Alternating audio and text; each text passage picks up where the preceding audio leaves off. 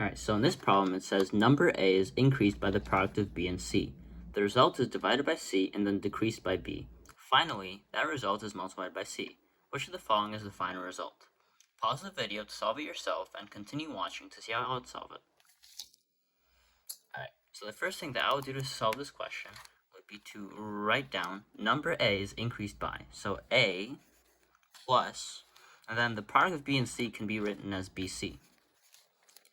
That result, meaning this, is divided by C, so we put all of that over C, and then decreased by B, so this result minus B. And then that result, meaning this whole thing, is multiplied by C. So we put all that in parentheses, and we put C. So for this term, the C's cancel out. So that would give us A plus BC, and then this would turn out to be C times negative B, which would give us minus BC.